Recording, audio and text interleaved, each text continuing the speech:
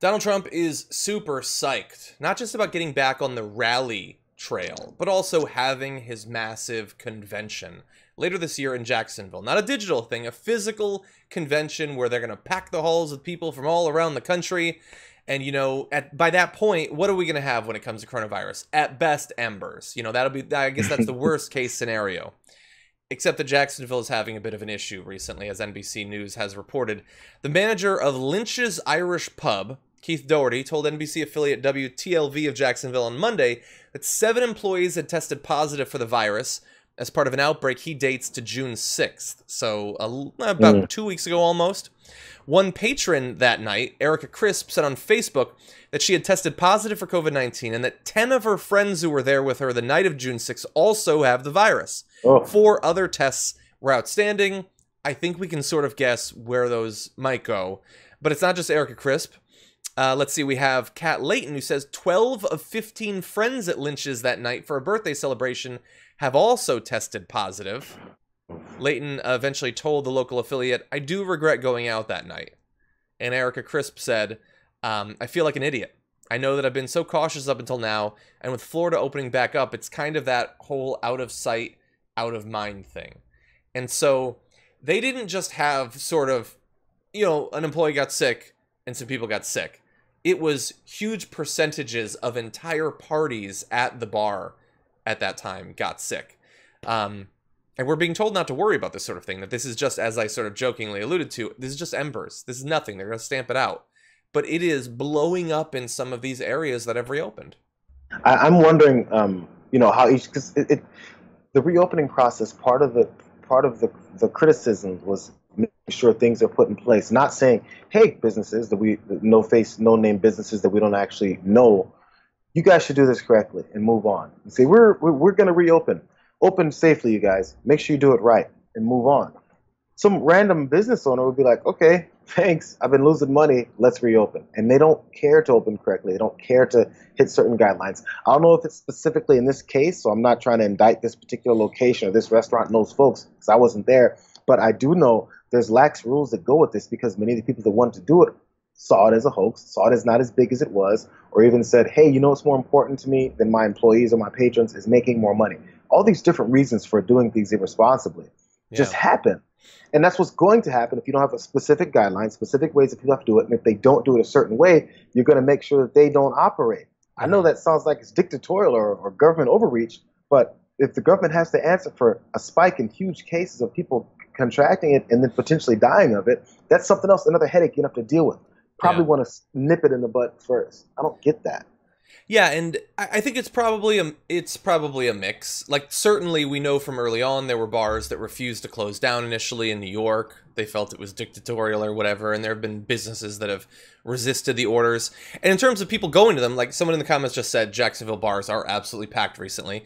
So you have people like Erica Crisp who said, you know, I've been cautious, I've been responsible, but it seems like things are getting better, so I'm going. So you have some people like that again, they might have been affected by sort of some of the ambient misinformation about the state of coronavirus right now. And then you have the people who, for all that they decry identity politics, their identity is coronavirus is a hoax. Okay, maybe it killed some people, but it's a hoax. We don't need to do anything about it. Like that they're actively attacking people for wearing masks or taking it seriously. And some of the bars are crowded with people like that. And I want you to think long and hard, are these the sort of people that if they have a bit of a cough are going to not go to the bar?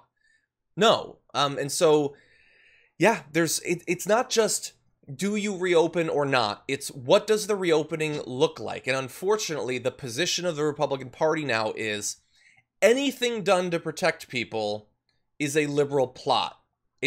Or weakness. It's, you know, it's the destruction of masculinity in America.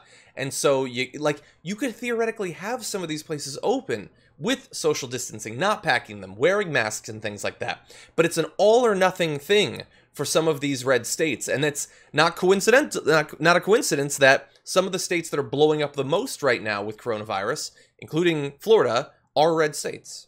Yeah, and also red areas. So like in Southern California, again, everyone thinks it's a liberal bastion. If you go to Orange County, if you go to anywhere else, it's a little more outskirt. You can find it within this in general. But the places where a lot more rules are being relaxed and people aren't being are held as accountable are many times red areas because they know the constituents there are less likely to really take it as seriously, maybe due to the fact that they're listening to the politicians that they trust versus the ones that they don't trust.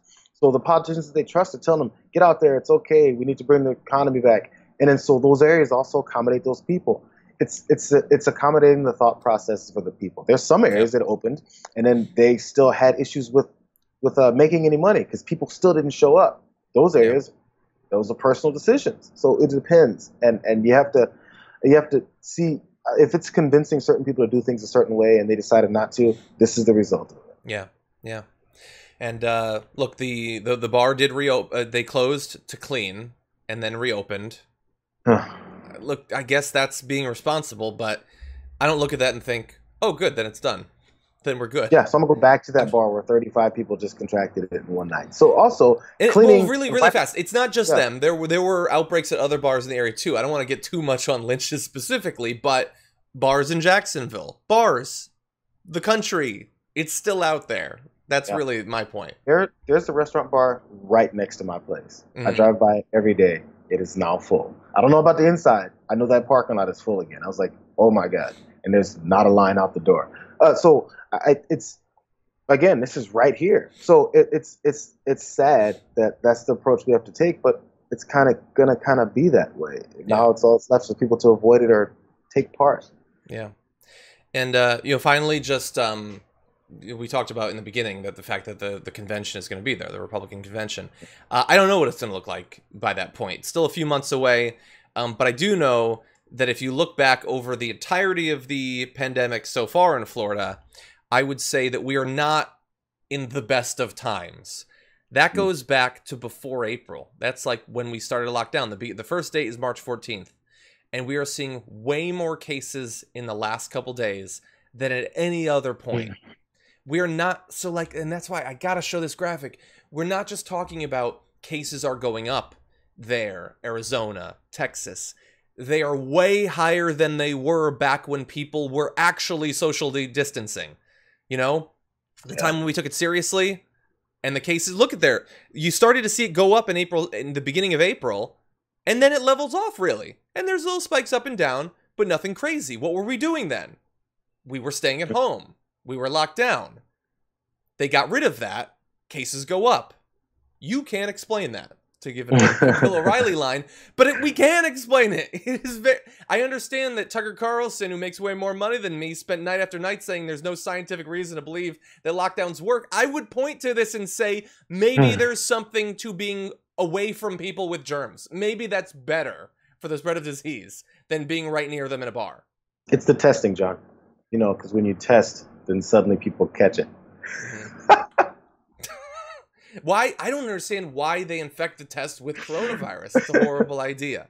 And again, if it was just tests go up, cases go up, okay, that's not great news, but you sort of expect it, but hospitalizations are going up as well.